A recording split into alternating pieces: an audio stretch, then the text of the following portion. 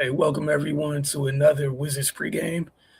We got Cardell Dudley Jr. here today. I'm Wilson Tarpley Jr. The Washington Wizards. Cardell, they're visiting the Indiana Pacers today. That game tips off at 3 p.m., so we're getting this done a little bit early today. The Pacers are coming in this game at 6-19 on the year. They're fresh off a 115-105 loss to the Sixers, where Joel Embiid had 39 points in that one. That loss snapped a two-game win streak for the Pacers. They had beaten the Bulls 120-105 and the Kings 116-105. That's how they've gotten to 6 wins since the last time we saw them when they played the Wizards. The Wizards entered this game on a 4-game losing streak. After they beat the Bucks 129-126, they've dropped games to the Sixers, Celtics, Hawks, and most recently, just a couple of nights ago, we were talking to you guys about their loss to the Cavaliers. So we saw Donovan Mitchell go off for 48 in that rally. We talked about some of the positives we saw. You guys want to hear what Cardell and Ray had to say about that, head over to the channel and check that episode of Wizards Outlook out. On the injury front, the Wizards are without Malachi Branham, Chris Middleton, Alex Sarr, Bilal Coulibaly, Corey Kispert. The Pacers are without Ben Shepherd, Aaron Nesmith, and Obi Toppin. And obviously everybody knows Tyrese Halliburton is out for the season after that gruesome injury in the finals. Cardell, these are two teams where, not too much has changed in terms of neither one of them is at 10 wins yet since the last time they matched. Pacers at 6, Washington at 3. What needs to happen today if Washington wishes to get back on the winning side of things? I'll just close out games. For one, start with the production that Bub has been bringing the last couple games. Obviously, CJ kind of been steady all year, being the vet that he is. Bring that production. The Pacers are a different team than when they played them. They're getting healthier. Benedict Mathurin is back. Guys like that are back. So, it's going to be extra bodies and capable guys that can defend and make you work on offense. You know what I mean? So you got to be ready to, deal with that. And especially a guy like, I'm looking at Mathurin especially. You didn't name Nembhard on the injury report, right? No, on what I had checked, I didn't see Nembhard. All right, so he should be playing because last I checked, he was questionable. So now you got Nembhard, and that's what I mean. They're starting to get healthy. So they got Nembhard, Mathurin back. Those are two guys that can be pests on defense, but they can do a lot of things on offense as well, especially getting to the basket. Nembhard is a point guard. You know what I mean? Like they've been missing kind of that. Not to be disrespectful to TJ McConnell and all those guys, but 6'4", 6'5", and facilitate, shoot, post up, and when he's locked in defensively, he's a pest. And Mathurin, we already know he's a dog. So you got to be wary of those guys. Obviously, everything starts with Patrick Siakam, leading scorer, best player when Halliburton being out. He could do a number of things. But I just want to see McCollum and Bub. They might not score over 50 combined, but I want them to still be productive, man. Bub 15 to 20 points, he had the 8 assists and 6 rebounds. He's fully capable of doing that. Limited turnovers, play good defense. CJ just beat CJ. The wings stepping up like what Jameer and Chef Henny brought to the table. Keep bringing that hustle.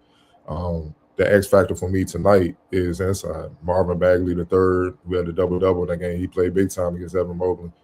15 points and then 13 rebounds, 4 assists, 6 out of 10. Man, if he can bring that's a boost, especially with Sarr being out.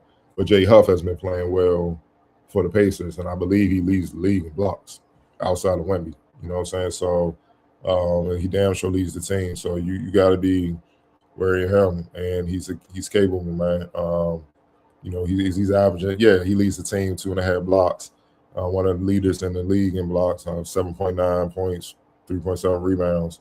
You know what I mean? Rim runner, lob threat, athletic.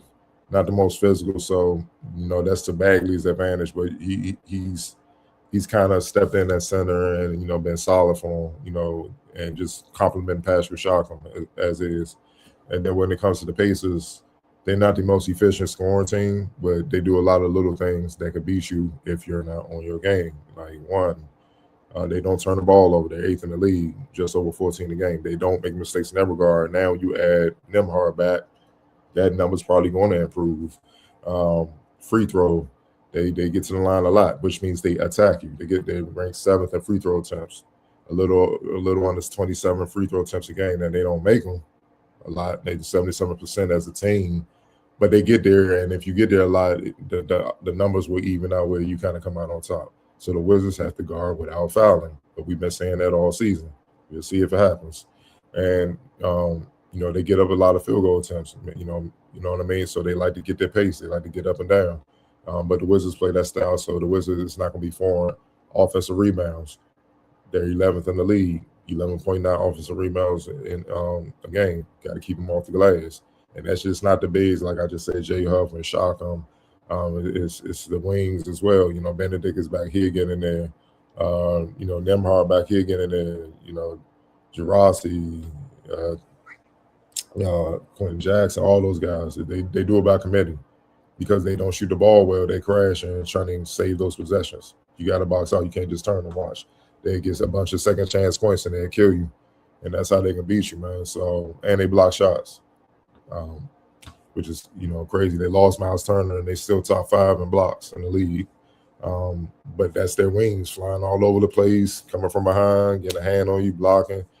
They average 5.5 blocks a game. So if you're going to go inside, go in there with some emphasis. Don't go in there soft because they will send it back the other way.